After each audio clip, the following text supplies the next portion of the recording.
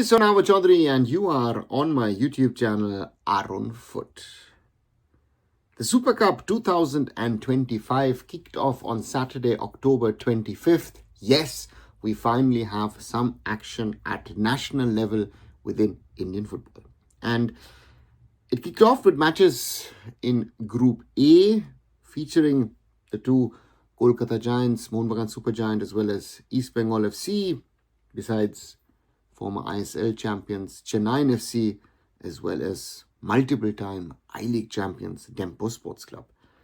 In the first match of the Super Cup, it was an old rivalry rekindled. East Bengal FC versus Dempo Sports Club, who came in as a replacement for Real Kashmir FC. And it ended in the end with somewhat of a surprising 2-2, because one thought East Bengal FC have had a number of matches under their belt. On paper, to me at least, they look like one of the better teams in Indian club football at the moment. But Dempo SC could hold them to a 2-2 draw. The story of the game is relatively simple. East Bengal had more of the action originally, good chances at the start, but they just couldn't score. And then, following a free kick, a mistake from Devjit Mujumdar in the East Bengal goal, and Mohammad Ali was there to simply tap in the ball. 0-1 for the Goans, and that is how it would go into the break. But the red and gold came out of the half. A lovely attempt from Mahesh Naurem gave them in the 46th minute the equalizer.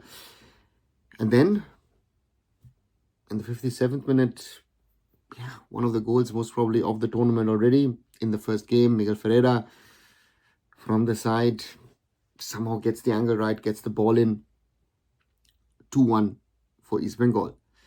And it looked like they would pull it off. But Lakshman Rao Rane had other thoughts in the 89th minute, long-range attempt, which goes in 2-2.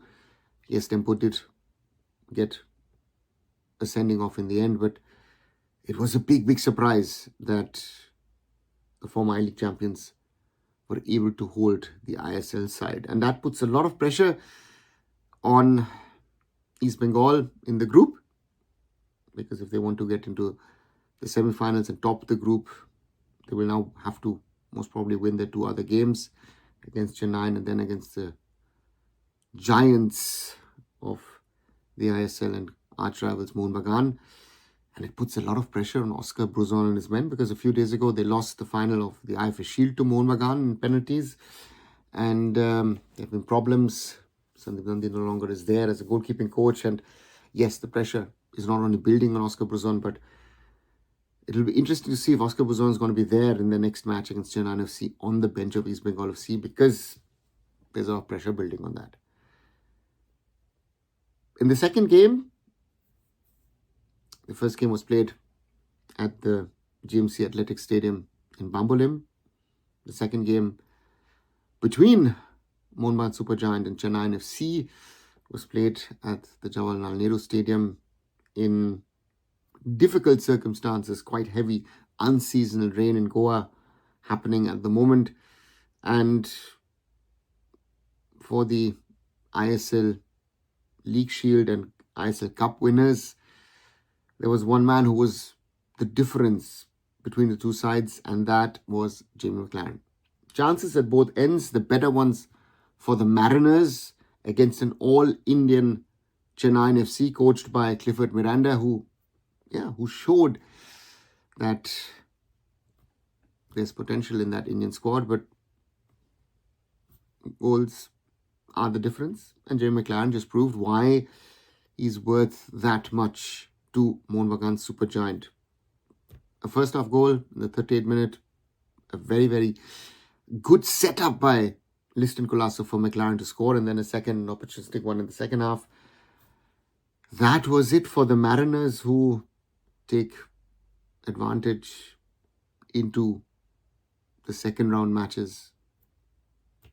Mohun Bagan Supergiant to face Dempo Sports Club, while East Bengal FC will have to face Chennaiyin FC.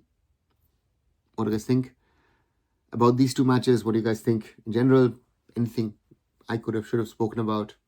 Write those things down below. And as always, like, share and subscribe Arunfoot here on YouTube. Visit my other social medias, visit arunfoot.com. And I'll be back very soon. Arunava Chaudhuri signing off. Bye for now.